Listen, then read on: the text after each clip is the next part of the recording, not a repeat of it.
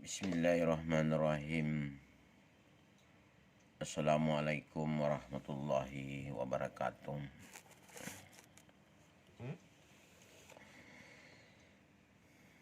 Semoga kita semua selalu dalam keadaan sehat walafiat. Kita bertemu kembali dalam mata kuliah entrepreneur dan etik ini. Hari ini kita akan membicarakan tentang motivasi berwirausaha.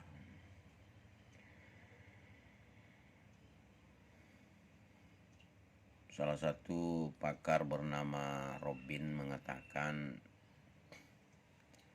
motivasi adalah kesediaan individu untuk mengeluarkan berbagai upaya dalam memenuhi kebutuhannya. Motivasi dapat dicermati dari ketegangan yang dialami oleh individu, bahwa semakin besar ketegangan, semakin tinggi tingkat upaya yang ditunjukkan individu dalam mencapai tujuannya. Jadi semakin individu semakin bergelora, luar biasa semangatnya,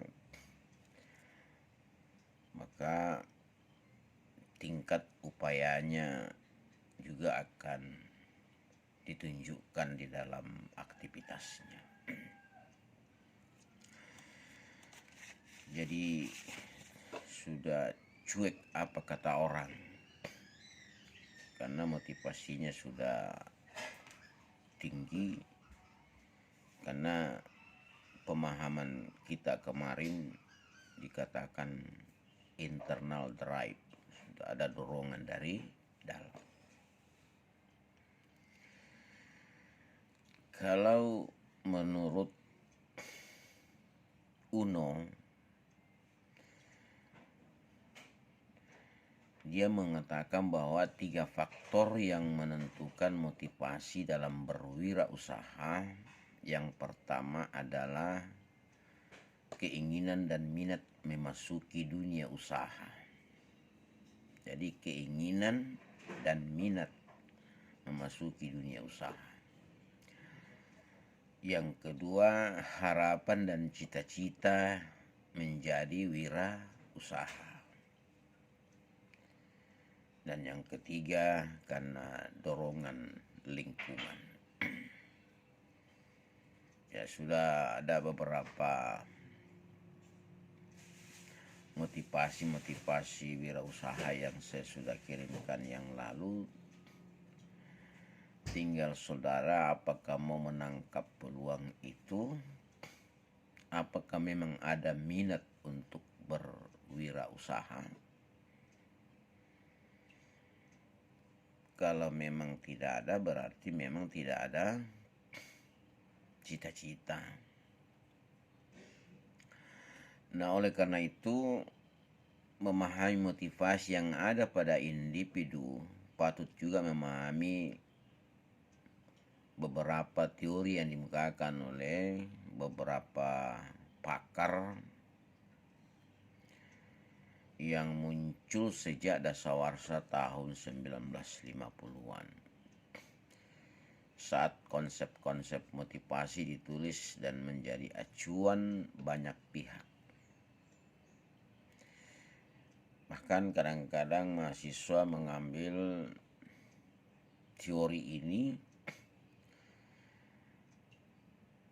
pada landasan motivasi di judul tesisnya.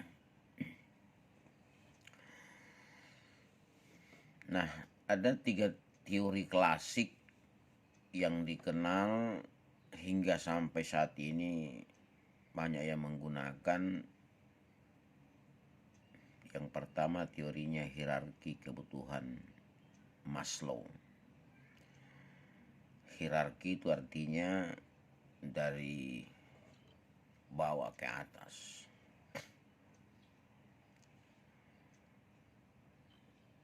Mungkin saudara sudah pernah membaca, sudah pernah mendapatkan informasi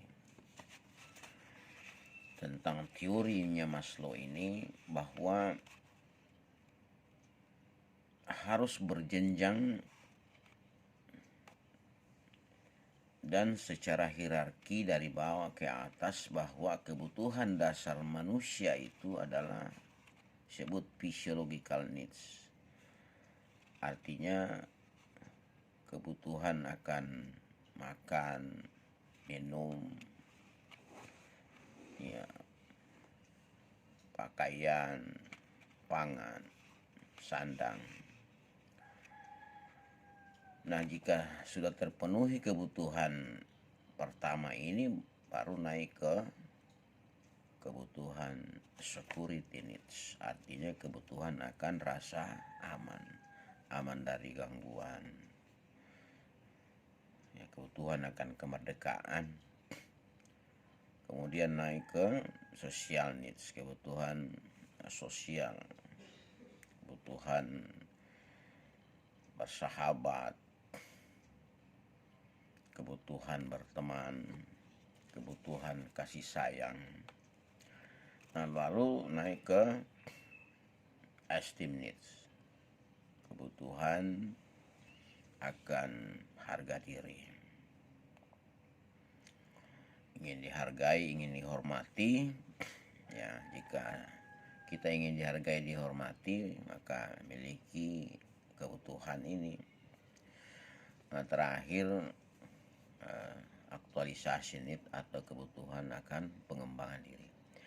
Nanti saudara cari literaturnya ini supaya lebih mendalami tentang teori kebutuhan Maslow. Yang kedua ada namanya teori X dan teori Y yang digagas oleh Douglas M.C. Gregor. Teori X-nya itu tentang sifat jelek manusia, dan teori Y tentang sifat baiknya manusia. Nah, teori X itu mengatakan rata-rata manusia tidak suka bekerja. Nanti bekerja jika dipaksa. Rata-rata manusia tidak punya inisiatif dan kreativitas. Tapi teori Y mengatakan tidak semua manusia seperti itu. Nanti juga saudara cari teorinya ini. Kemudian teori Huygens oleh Friedrich Herzberg. Nah, yang paling penting dipahami di dalam teori motivasi berusaha ini yang dikemukakan oleh David Miklen. Beliau mengemukakan tentang motivasi berprestasi. Ya, teori ini mengungkap bahwa diri manusia ada 3 hal penting, yaitu kebutuhan berprestasi, kebutuhan afiliasi, dan kebutuhan berkuasa. Nah, beliau melakukan penelitian ini selama 25 tahun hanya untuk melihat sejauh mana kehubungan antara kebutuhan yang ada pada diri seseorang dilihat dari pola perbuatan dan pola pemikirannya. Nah, seseorang yang memiliki motivasi prestasi, maka pola perbuatannya adalah mengambil tanggung jawab secara pribadi atas perbuatannya.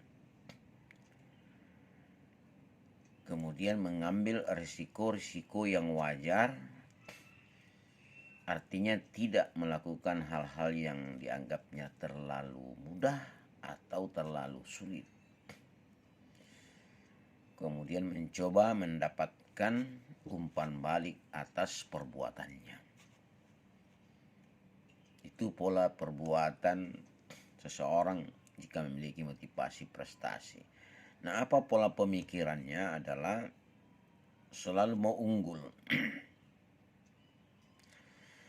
Misalnya dia seorang pengusaha, maka dia selalu berusaha bagaimana agar usahanya itu eh, memiliki pangsa pasar yang luas. Dia memperoleh angka-angka lebih baik daripada orang lain. Jadi ini selalu ingin mengungguli orang lain, mengerjakan sesuatu secara lebih cepat dan melakukan sesuatu yang khas, misalnya penemuan-penemuan, dan dia selalu mencapai karir. Kemudian yang kedua adalah motivasi afiliasi. Motivasi afiliasi artinya lebih suka bersama orang lain daripada sendirian.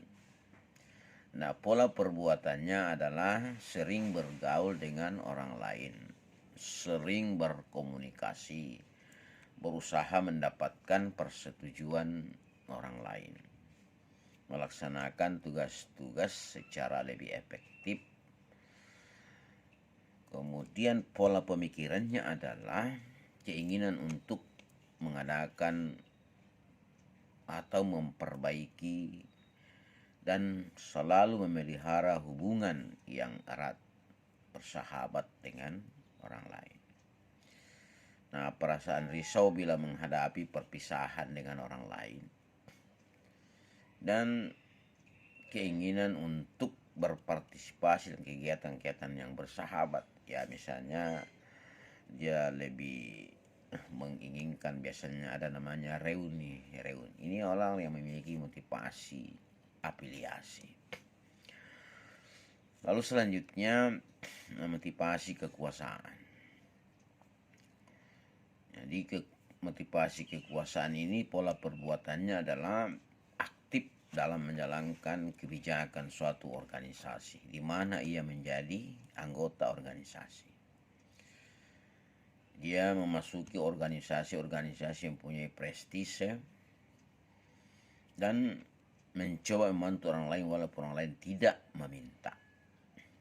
Kemudian pola pemikirannya adalah memikirkan tentang perbuatan-perbuatan yang kuat, keras, dan mempengaruhi orang lain. Pemberian pertolongan dan bantuan serta dukungan. Nanti saudara baca-baca ulang slide yang saya akan kirimkan nanti, karena jika videonya terlalu panjang biasanya tidak bisa terkirim. Nah, satu hal yang menjadi tugas saudara adalah membuat makalah. Nanti juga saya kirim lewat slide petunjuknya dan dikirim 1 minggu ke depan melalui email dan di PDF-kan agar tugasnya rapi, yakni tentang teori-teori motivasi klasik tadi itu, teori kebutuhan Maslow, teori X dan teori Y, teori motivasi Huygens, Frederick Herzberg. Demikian pertemuan kita kali ini dan saya akhiri. Assalamualaikum warahmatullahi wabarakatuh.